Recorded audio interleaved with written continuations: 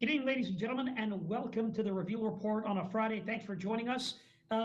It's not a new time or a new day. We are still Mondays, 8 o'clock. However, I took off a few weeks because of work and traveling, so this fits into the schedule. So this is why we are live tonight, 8 o'clock Eastern. Thank you for being here, guys. Our title tonight is Saturn and the Black Cube, the cult of Saturn. What does that mean? What's that? Some of you may have heard of this before, and we're going to dive deep into it. We have some amazing information to share with you, and we thank you for being here. Again, our times are usually Monday, 8 o'clock live, but because we missed a week or so, I transferred over to Fridays. But I believe we will be back this Monday. So the beginning of the month, we're back on Monday, and we're excited for that. I want to give a special shout out before we get going to a few lovely ladies. Dolly D. Dolly just sent something on Patreon. God bless. Thank you, Dolly. Stephanie S. also sent us something, and Miss Lisa M. I just got it from Dolly, so I didn't add her name. I will at the end of the show.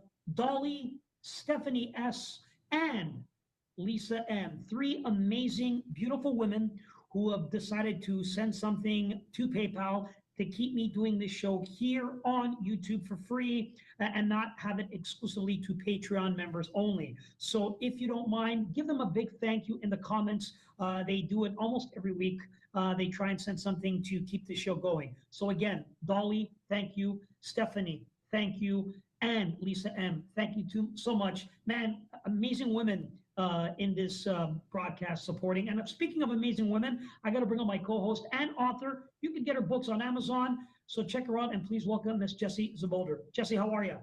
Hey, doing well. I'm always so thankful to see everybody each week that helps us stay on here. It's amazing. It's Special thank you.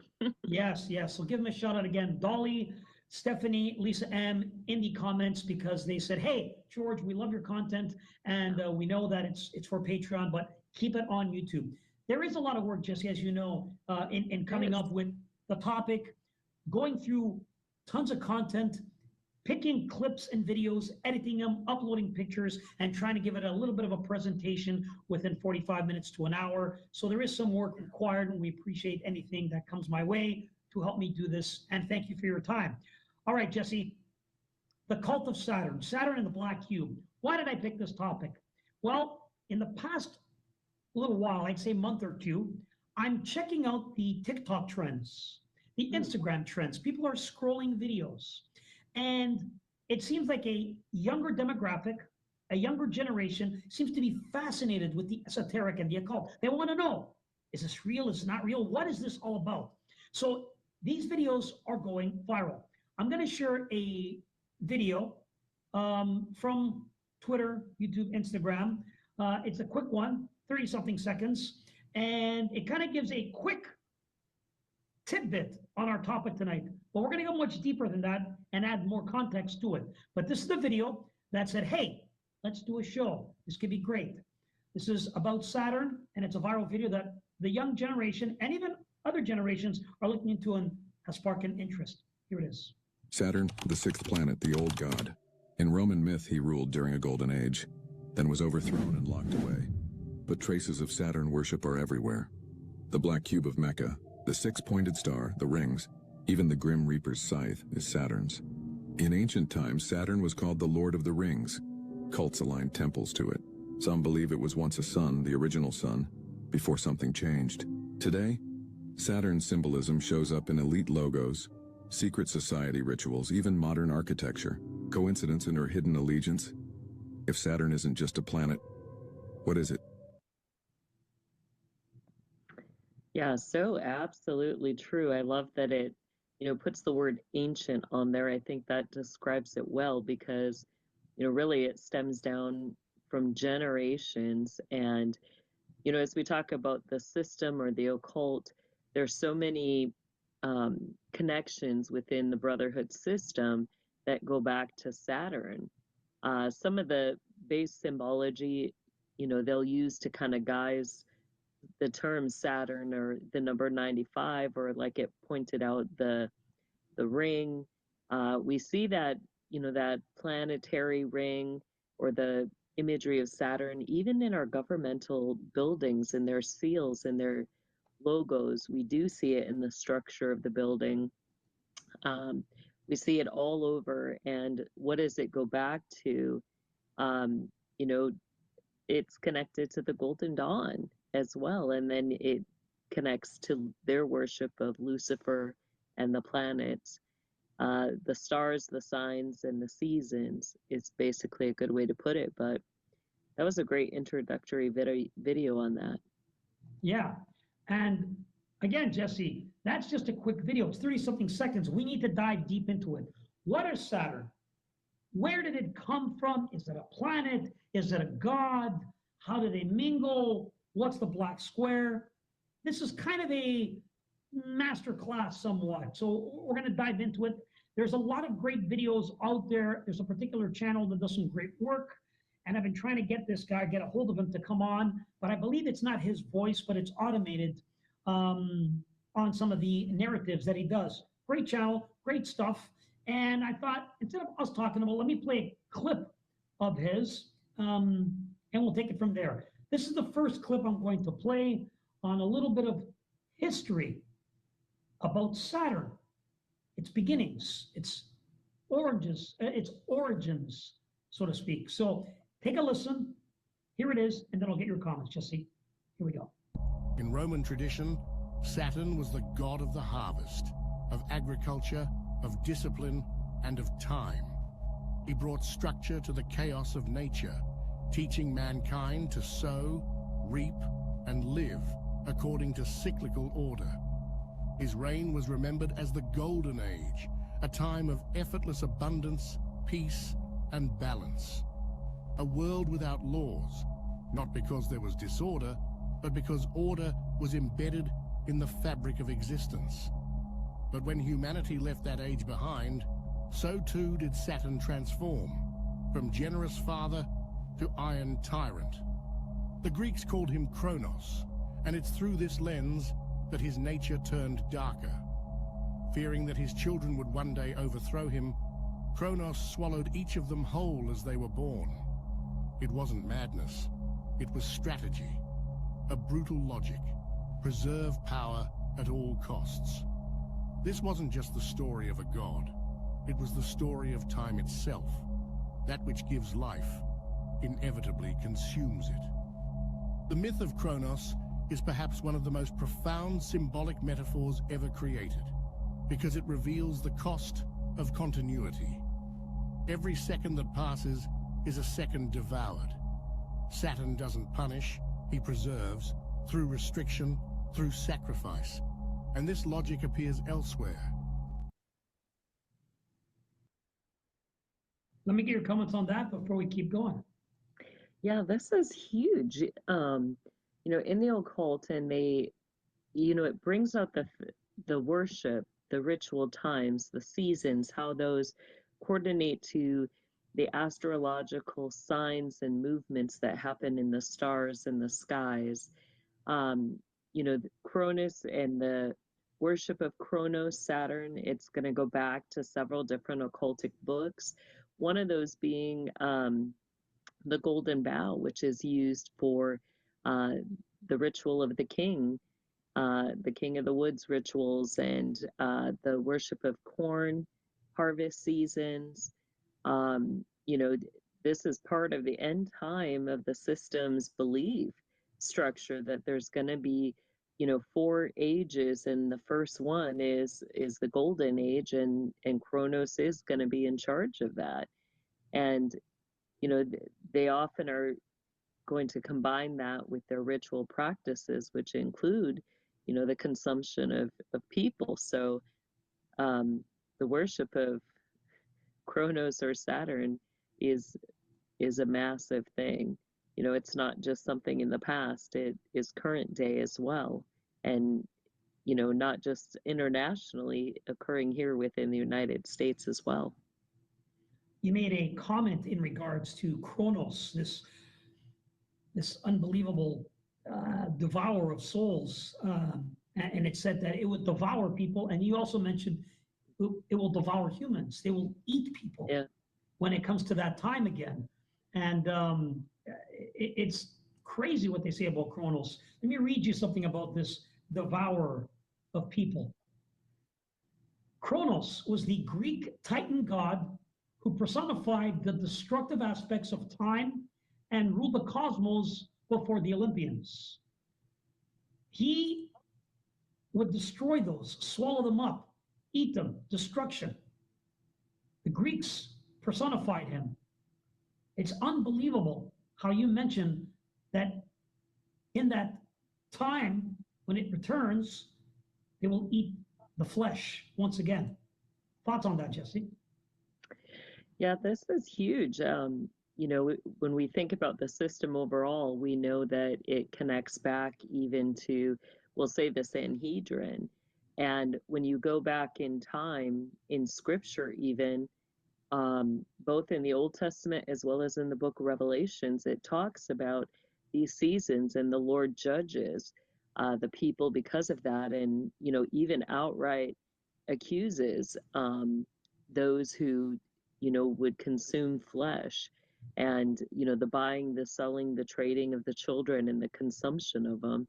That's all mentioned right there in scripture as well as in Revelation and eschatological views. Now, Jess, you know, we talked about Saturn, and it's a little bit of history, and its name changed, and it always happens within a generational change. When the people no longer follow a particular ideology, there is a switch, there is a change.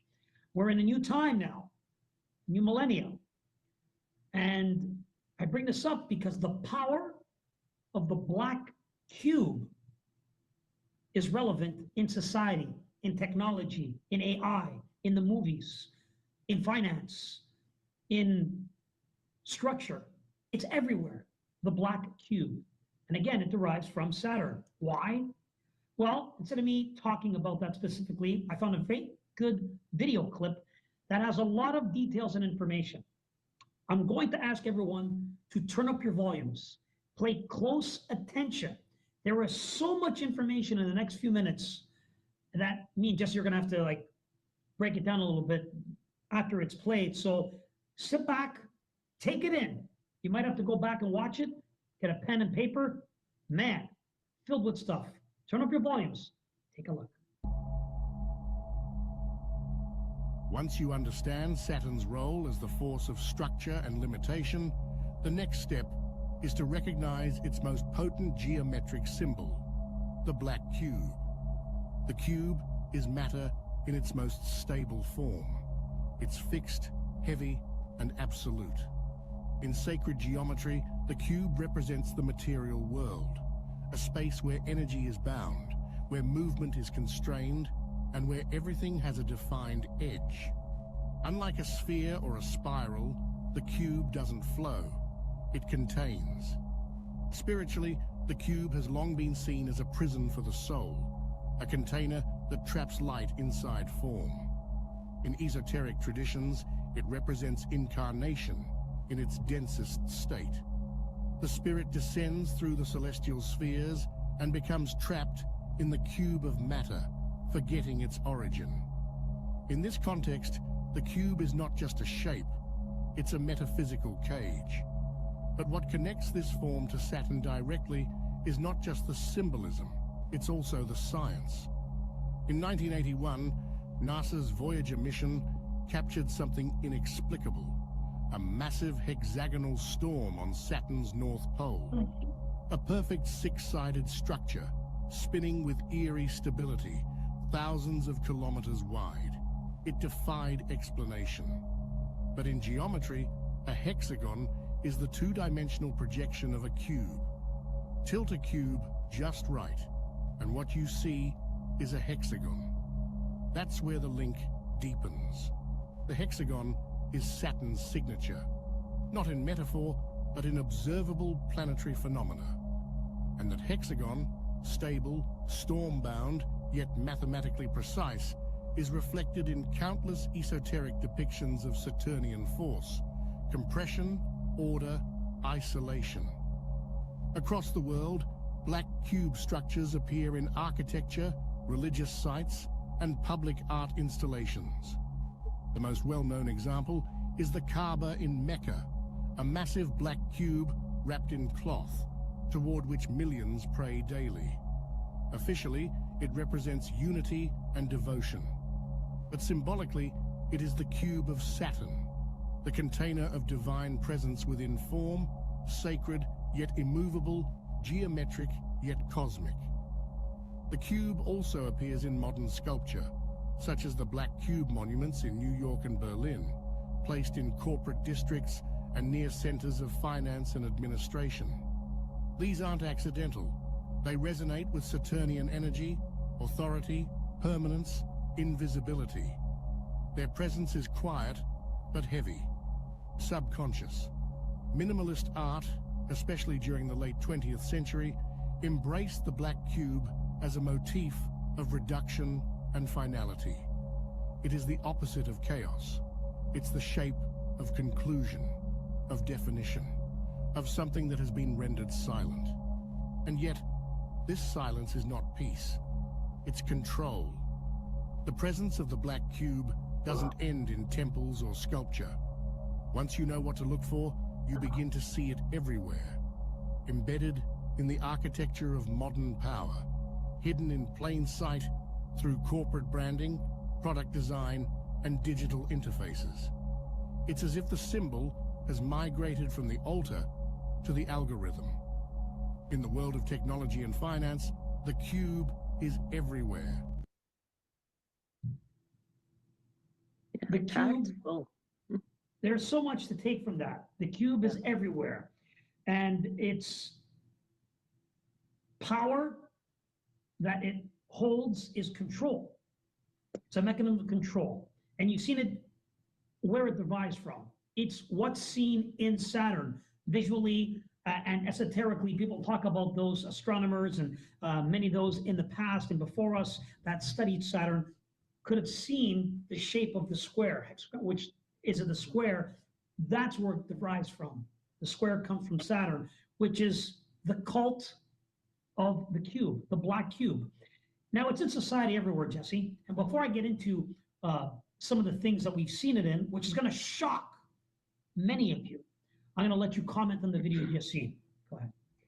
Yeah, it was very well done. And, as he was talking about the different aspects of it, what caught my attention was the geometric symbolism. And it's ironic that that same, symbol, the square or the cube, is also used to recognize, the sign for the earth or dominion of the earth. When you slightly turn it, you get a diamond, and that, put together, you've got the compass on the top part of that diamond, you've got the V, which equals the chalice on the bottom, that being the sign for the man and the woman. And, they're together, the Lord gave dominion over the earth. So it gets really interesting when, they speak on those things and get into the geometric shapes behind it. I find that fascinating. So Now, Jesse,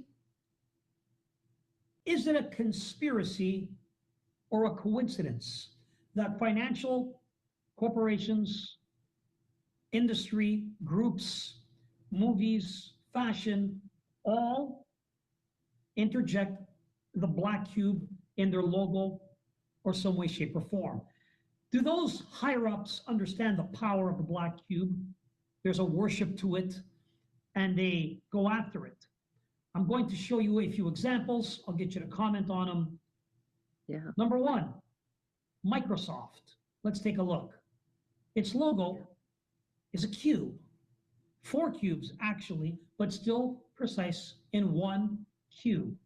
Microsoft. Thoughts on Microsoft and who runs that? No, I think it is targeted beyond just Microsoft and who runs it.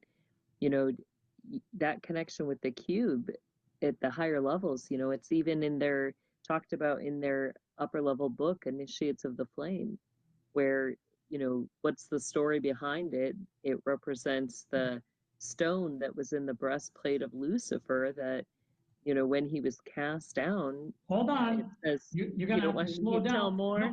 I want you to, but you're going through it, I think, a little too quick. It's going to pass everybody right over their head. So let's pause that for a moment. The Yeah. power of the cube. And one of the most powerful cubes on the planet is Mecca.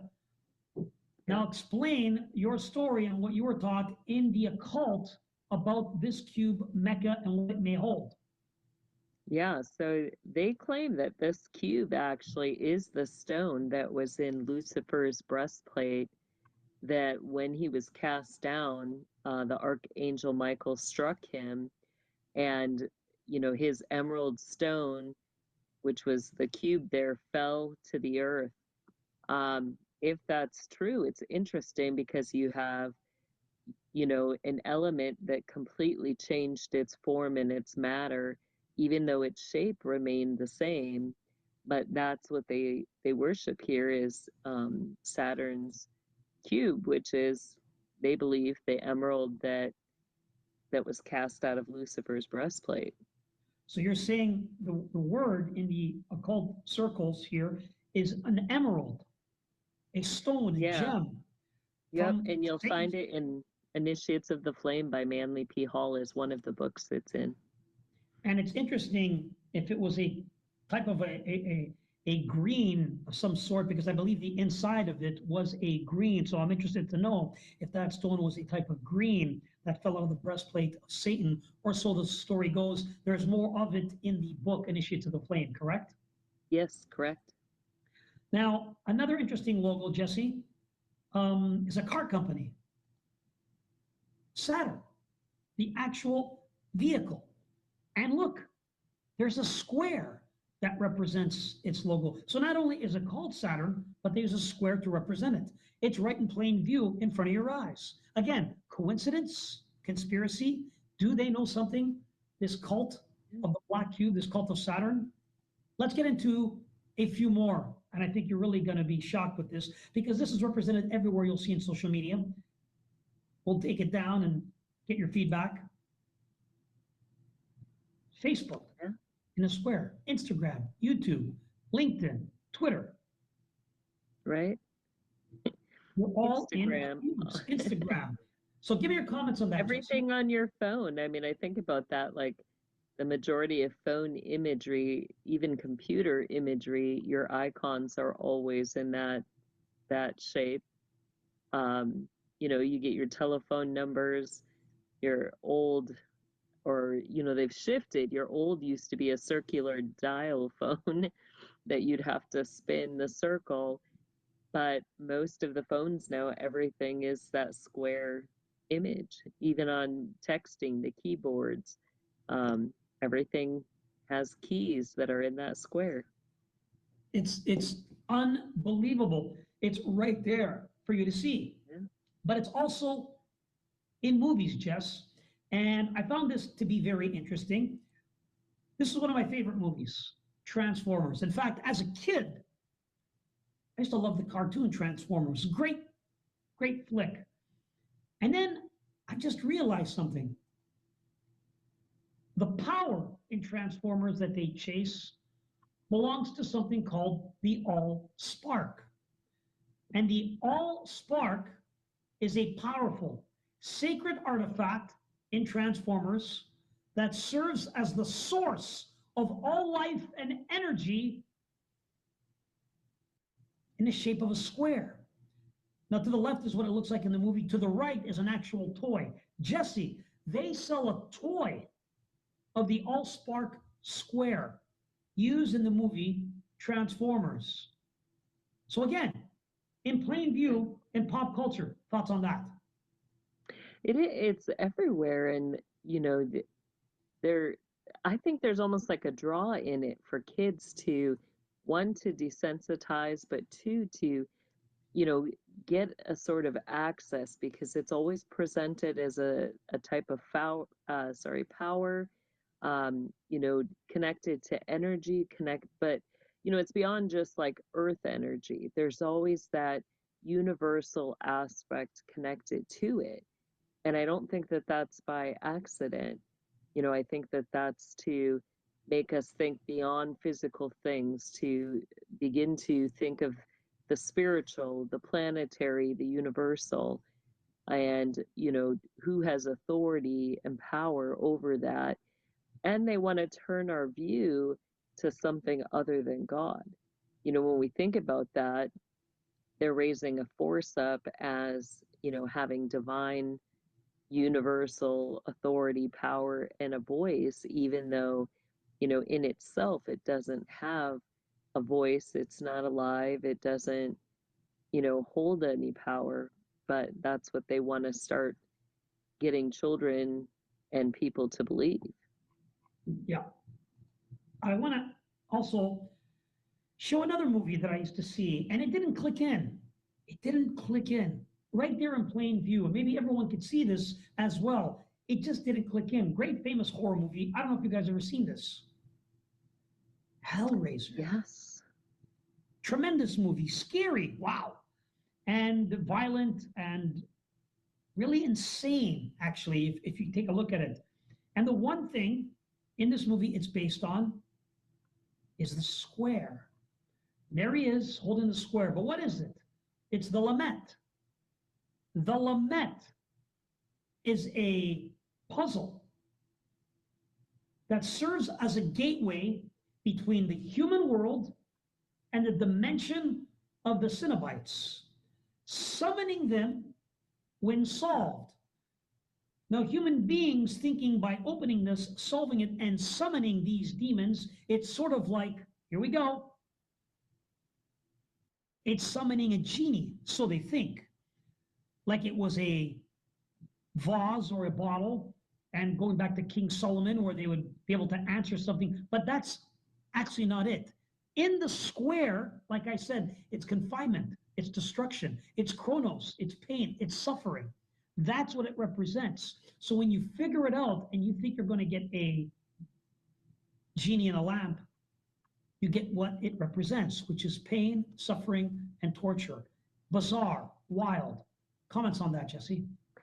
It's interesting as you were showing that, like my mind was going to other series that kind of use that imagery, and you had even some of the Star Trek series where you have the Borg ships that are in that cube formation, representing a collective, a voice, which is kind of what you were explaining there. There's a collective consciousness that, has this universal authority and power. And it's interesting because the same, you get the destruction, the chaos with it, almost like a black hole that, once it opens up, it's going to consume everything and there will be no life. It's just ultimate destruction. So that's interesting thoughts. It stems across many things revolving around the cube. And, you look even like at the Islam mosque and everything with the worship there with Islam, what have they done? They've, made an effort to have mosques everywhere, to have that collective voice, that collective consciousness. And where does that fit in with, the God particle, the voice of God, and, everything that they kind of push scientifically with this collective consciousness, collective voice of God. It's some wild stuff. It's some wild stuff, Jessie, that we are looking at. And there's a lot more to these cubes, Jess. And we're going to get into it again more on this cult of the black cube of Saturn, so much attached to it. Again, you might have to go back, look at this video, take down some notes, but there's so much to it. Again, it's in movies, it's in pop culture, it's in music, it's in financial groups. It's all around us. Yeah. A conspiracy or coincidence? Touch on that, Jessie. I don't think it's a conspiracy. I mean, I really feel like it's a good word for it would be targeted. It's, it's based off of their real worship of Lucifer, even though they're going to call Lucifer by different names, aka Saturn. And, that, that's part of the guise. They want people to grasp on to, you know, we can see the planets, we can see the stars, we can see the seasonal alignments. That's, they're going to use those things to draw people into the worship. They're going to set up places of worship with that. And we see it, happening all around us, even in cities, states, capitals, that now there's displays with these black cubes, and they're not hiding it. They are putting it out everywhere. Why do you think now they're doing this, Jesse? Why are they now they showing it? It's coming out, and more people are talking about it. What are your thoughts on that? Why is it coming out so in your face right now? I think it's the times and seasons. Like, you even have their main worship, being around December 21st through the 27th, when you have the planetary alignments of Jupiter crossing in front of Saturn. For them, it represents a very significant end time event. And we see that end time event in Revelations where, their image of the Antichrist, which they're going to kind of connect to Jupiter, is raised up, elevated in power. But then there comes a moment where, their Antichrist is going to give his power, his authority over to the beast. And that's what, Jupiter crossing over Saturn represents, is that exchange of authority, where, power is returned to Lucifer, and that for end time things before the final judgment. So I think that that's why we see it so much now all of a sudden, is because it all connects to, them preparing people for the worship of the beast, the different end time things that we see in Revelation. Man, it's getting deep. It's getting deep, Jesse. And I want to play another video as we dive even more into this black cube, this cult of Saturn. And this one individual, in just a few moments, unlocks a lot. I mean, a lot. Somebody that I learned a lot from, and I'd love to share some information with everybody. Some of you may have heard of him in the past. Extremely knowledgeable, one of the first publicly to come out and teach us about the esoteric world. His name is Jordan Maxwell. Take a listen to this. Black robes mean something. Black robes represent the planet Saturn. Saturn, the planet Saturn, was referred to as Lord of the Rings. Of course, Saturn is Lord of the Rings. And Lord of the Rings, Saturn, was the Jewish god. At one time in the ancient Israel's past, they worshipped the planet Saturn. And many people in the Middle East still today worship Saturn. He's today referred to as El. El is the planet Saturn. Today we have people who call elders, or the elites. You get elected. You get elected with electricity. So when you understand that words and terms and symbols are hidden right in front of you. But Saturn is a very important subject in relation to government and law. He's, again, as I said, Saturn is Lord of the Rings. Women were told in the ancient world to listen to their god, Saturn, so they wear an ear ring. And men were to get married before their god, so they wear a wedding ring. Lord of the Rings, Saturn. Yeah, so true. And to break it down further, I've talked about it this past week, some of the hidden stuff with the Kabbalah knowledge.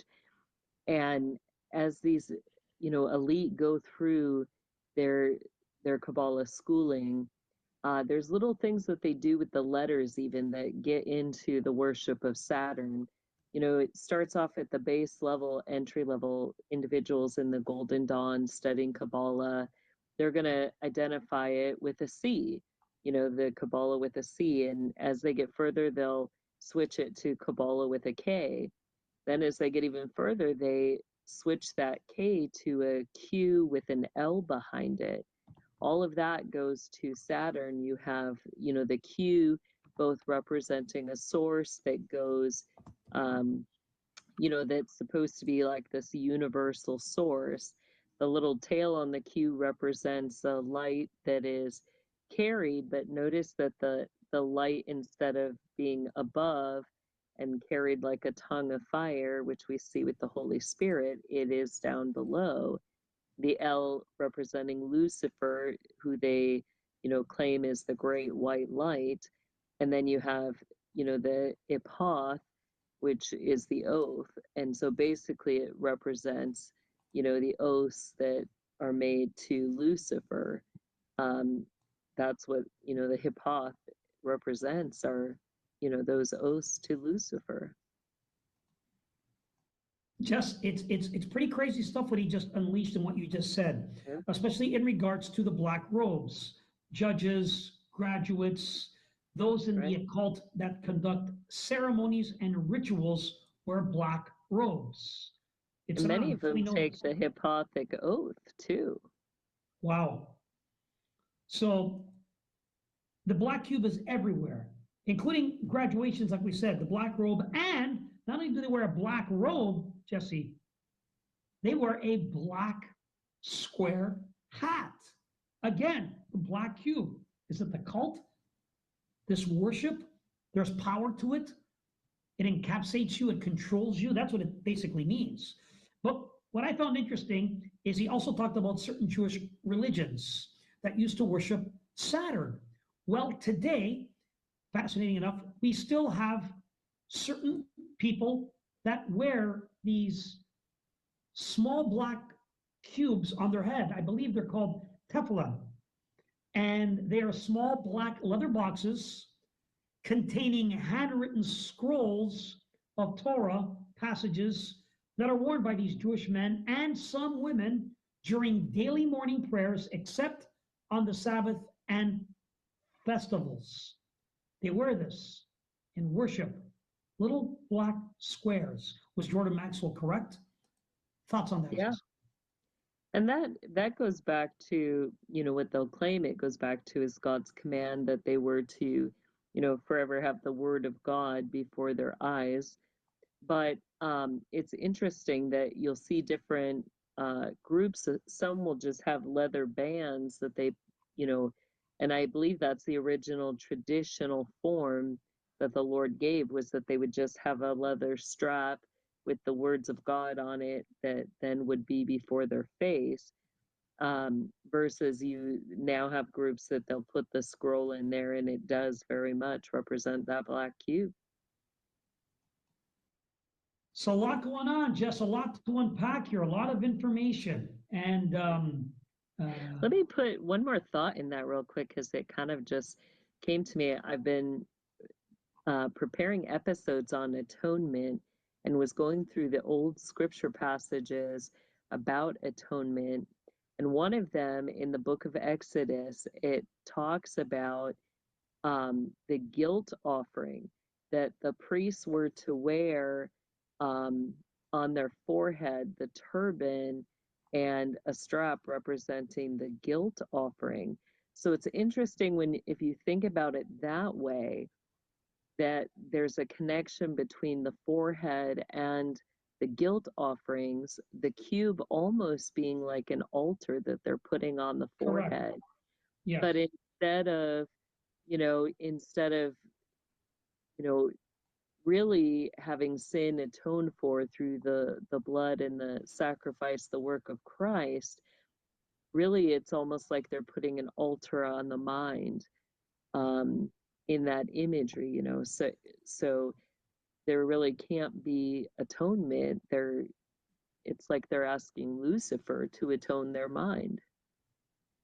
Again, the cube Saturn represents Jesse, it's control mechanism. It's a power mechanism that we all work within. There's no freedom to it. It's control. And you go back to its history, Chronos, and before it was agriculture, it was law, it was enforcement, it was a control mechanism. So that's what it really is: power, control. It's wild that we're talking about this. I don't think we've ever done an episode specifically on the cult of Saturn and the Black Cube, but we're unpacking a lot of information. Of course, they'll have to go back and watch this and make notes. But so much here, Jesse. Again, maybe in your research and what you've learned and so forth. Anything else you could add in regards to this cult of the Black Cube and Saturn? I think, doing a full study on that, because when you really, maybe that would be another great deep dive for us to get into, is the Sanhedrin themselves, because, Ooh. you see a lot of the imagery of the Black Cube, even in their pomegranate. What do you have? You have something that looks very much like a planet, with all these rings around it. That's what they have in their den of, we'll just say den of Satan, which basically that's what it is. But, what's the connection between that, then the Sanhedrin, the Black Cube, and the spiritual gates? I think that would be a dynamic show to do to further this topic in conversation. The Black Cube of Saturn. It's everywhere. Different landmarks all over the world. Finance, clothing, pop culture, movies, music, automobiles. It's everywhere, Jesse. It's a cult. Some people call it a worship. Those that study the esoteric knowledge and its meaning and power of the cube understand it. It's incredible stuff, and hopefully we've unpacked so much. So when you see things around you, we talked about how there is meaning to everything. I always took for granted before I got into the occult, to understand it, to learn it, to study it. I spent 13 years, like I've said before, studying demonology. And originally, Jess, I only wanted to know about the paranormal, about ghosts, from an experience that I had. And door after door after door after door after door kept opening. And I was astonished that I took for granted things that I saw every day and had no idea the influence that the occult had on our life, politics, music, fashion, how far back it goes, its control mechanism, its meanings.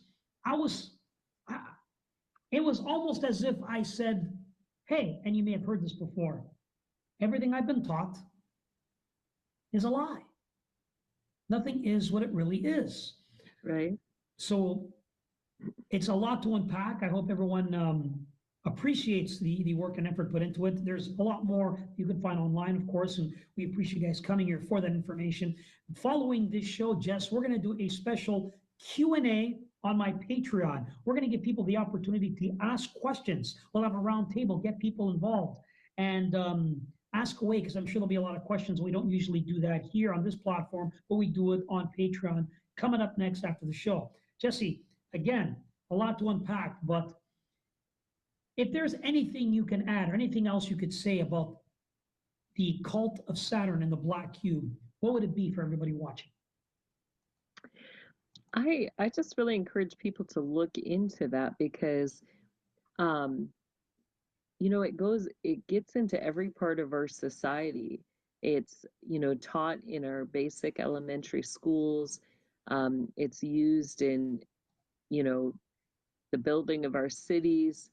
That it's not just that there's this image that people use.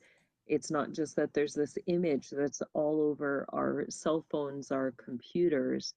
What we have to understand is that this image, that there's access between the physical and the spiritual worlds, meaning that, that image is a doorway. Who is it a doorway to? And if we're not grounded or solid in our relationship with God, what are we giving access to in our lives every single day? I encourage people, I'm so glad you put that picture up, because that's really, where our eyes need to be. Our eyes are fountains, and, they take in things, and the things that our eyes take in impact our mind, impact our heart, our soul, and where do we need to put our energy and our effort? It needs to be in relationship. We have a God who's alive. He's a God that loves us and wants to know us and interact with us, but also gives us that opportunity to know him. And as I say that, I'm thinking of the phrase, where you have in the Old Testament, he cried out, "Show me your glory, Lord, show me your glory." That should be the cry of our heart, to know God, not even though, it's good to have this understanding so we know what we're dealing and facing. At the same time, we need to have our eyes in proper focus on the Lord first. And, I'm glad LT said that. Yes, Jesus is Lord, but we have an enemy that is going to fight for that spot. He wants to be the Lord over everything, but he never will be. Well, whether it's a conspiracy or a coincidence, I'm never going to know for sure because no one picked up a phone and said, "Hey, nothing of what you're doing is real. Calm down. Don't get excited." So I'm just going to have to go with my gut and what I've learned in studying about the esoteric and the occult, which, by the way, guys, the occult just means hidden knowledge. And there's a lot of it out there. We had guests on discussing mystery schools, where not everyone was able to attend these mystery schools. In fact, these mystery schools only belong to the bloodlines. Hence, this is why the Freemasons originally were infiltrated. This is how the Illuminati was born, because they all did not come from a particular bloodline, but wanted to have rulership over our planet and Earth, or so they say. So, in other words, guys, keep your eyes open. It's all around us. Symbolism, true meaning. There's something to everything around us. Know what you support. Know what you go after. And know what you allow into your life. Stay positive. Raise your vibration. What do I mean by that? Jesse, sometimes people come back to me, "What do you mean raise your vibration?" I'm not thinking about new age stuff. I'm just saying stay on a positive state of mind. Meaning, get outside, get that fresh air, get that vitamin D, play with your friends, smile, watch a comedy. Don't always watch all the negative things you see in the media because it keeps you aggravated. It keeps you angry. It keeps you aggressive, sad, depressed. That's what they want. Our soul is a battery. It's referred to as loosh, and they feed off your loosh, your energy. So don't give them it. Keep it for yourself and your loved ones. And most importantly, feed the Lord your love. Have a relationship with him and give him thanks and praise and glory when you have a chance. It's so important that we understand these things. Jesse, I want to thank you for being here as my guest today and sharing some of your information. And how can people follow you particularly to support your ministry? Yeah, you can follow and support me on kingdomlivingwithjessie.com. I encourage you to check it out. Right now, I have registration available for my next 2 workshops in the Architecture and Altar series, where we get more into, the structure of buildings, how they use that to identify their altars and places of worship, and what you can do with that information once you find it out. So hope to see you there. September 18th and October 2nd are the next 2 in that series. Excellent, Jess. Hey, for myself, guys, again, a couple of ladies I got to thank. I'd love for you guys to give them a thank you in the description below. Shout out going out to Dolly. Shout out going out to Stephanie S. And, of course, Miss Lisa M. 3 wonderful women who decided to send something my way on PayPal, who appreciate the work, effort, energy, and time that goes into creating these videos. Again, Dolly, Stephanie, Lisa M, thank you. And guys, if there's anything out there you guys could do to help support this channel and send something my way on PayPal, it all helps and goes such a far and long way. Go to paypal.com/George Iceman. The link is in the description. Thank you so much, guys. It means a lot. Guys, on behalf of Jesse and myself, we thank you for watching, and we hope to see you on Monday. We're back with a new episode. What will it be about? Stay tuned and find out. We'll see you Monday. Guys, thanks for watching. God bless everybody. And good night, everyone.